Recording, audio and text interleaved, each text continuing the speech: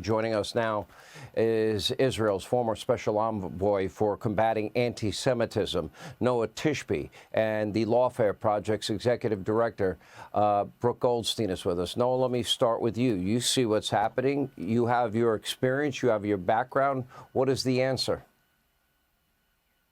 Well, the answer is to fight back. There's no question about that. Look, what we're seeing right now is the floodgates have fully opened for anti-Semitism to be on full display in America. This started with weak leadership at Columbia University, which sent a message to the rest of the campuses that this is going to fly. It has to be stopped. And here's another thing that we all need to pay very close attention to.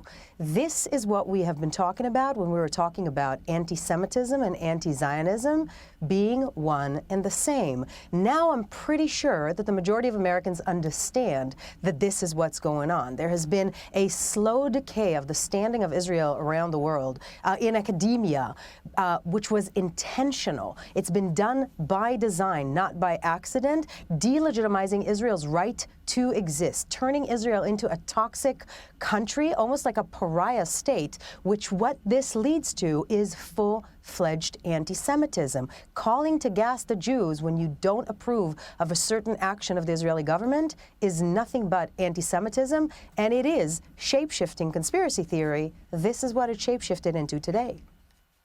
You know what's sad is, Brooke, we don't have a president of our country that has the moral courage. He's a coward to speak out strongly and condemn this and take action to support the safety and security of every kid on every campus, as Professor Dershowitz explained, what they should be doing. Thank you, Sean. It's really great to be here with you again tonight. And you're absolutely right. Our leadership has no courage. But what's so scary is that it seems as though they have been emboldened by the anti-Semitism on our streets. How is it that President Biden today gave praise to AOC after she showed support for the pro-Hamas protesters? What we are seeing right now on our streets and on our campuses is an illegal occupation. Columbia University, which the Lawfare Project is suing right now for unlawful discrimination, has become Juden rein. They have told their Jewish students to stay home. They have told a Jewish professor to stay home. And in the meantime, they're negotiating with pro-Hamas protesters. And what are we being occupied by?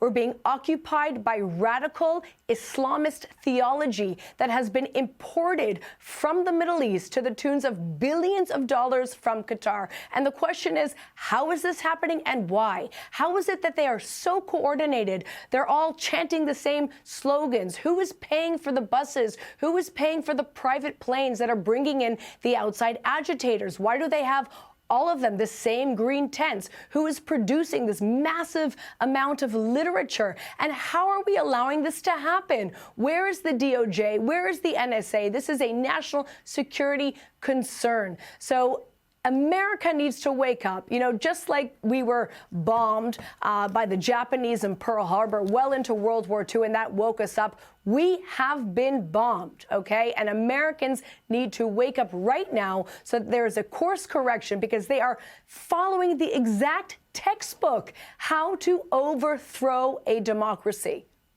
Yep, I think you're right. No, I'll give you the last word here. And I think about this, and I think long and hard about this.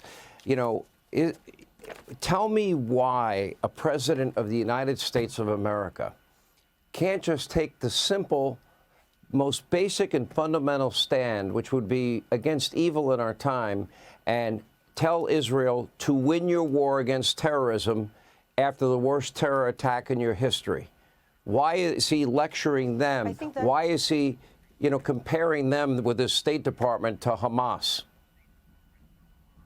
I think it's not surprising that this is happening right before an election in America. This is exactly why it's happening. It's exactly designed to tear America from within.